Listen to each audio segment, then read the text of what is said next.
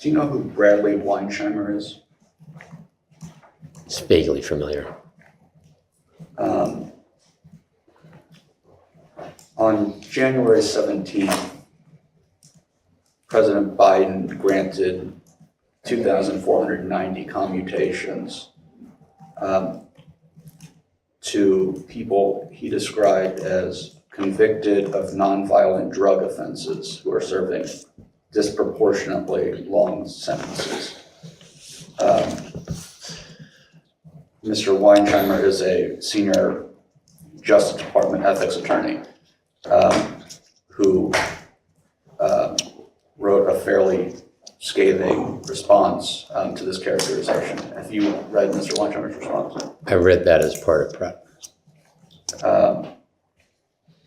He described the characterization of the clemency recipients as nonviolent. He described that characterization as untrue or at least misleading. Do you remember any criticisms at that time that the pardon was issued, or shortly before the pardon was issued, or commutations, I should say? Do you remember similar criticisms arising? I do not have any specific recollection. Mr. Weinsheimer opined that, unfortunately, and despite repeated requests and warnings, we were not afforded a reasonable opportunity to vet and provide input on those you were considering. Were ethics attorneys at the Department of Justice afforded an opportunity to opine on the commutations for these individuals? I don't have knowledge of that. That would have been handled by the White House counsel, who interacted with the Justice Department on pardon issues and legal issues in general. But, you know, Ed Siskel is a very capable White House counsel. So I assume he exercised his judgment and did the appropriate communications around that set of issues. I mean, you've said in the last hour with us that there's basically a skeleton crew running the White House in the last few weeks of an administration. Do you think some corners were cut in the process of the usual way pardons or commutations were handled in the last few weeks? No, I think it was a strong, rigorous process. And in fact, the staffing of White House counsel, we anticipated that there needed to remain robust staffing of White House counsel.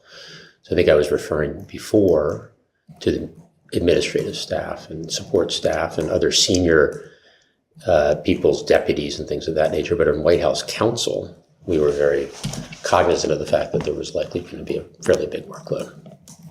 And specifically, I believe, in that area of the lawyers who were working on the pardons and commutations.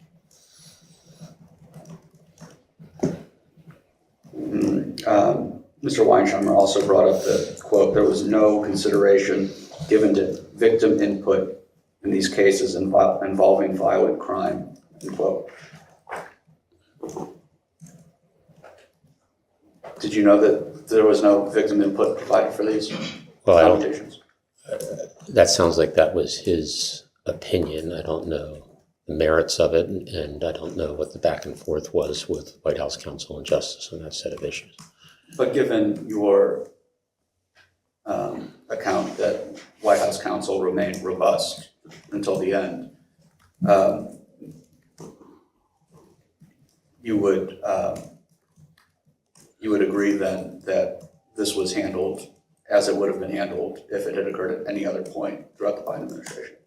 I can't comment on that. I can comment that Ed Siskel ran a very strong process and was the point person for the White House on pardons, along with Bruce Reed, and that he had a good relationship with the Justice Department, having worked there before, and having worked in White House counsel before. So I think he was a very capable White House counsel who would have exercised appropriate judgment and done appropriate follow-up.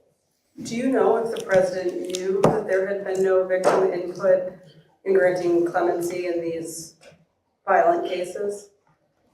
I don't know for certain. I do know that Ed was meeting with the president generally at that point multiple times a day. And as I said, the president met on each of these pardons or the batches of pardons multiple times. So I would assume that that was discussed if it was appropriate to discuss or relevant to the discussion. But I don't have firsthand knowledge of that.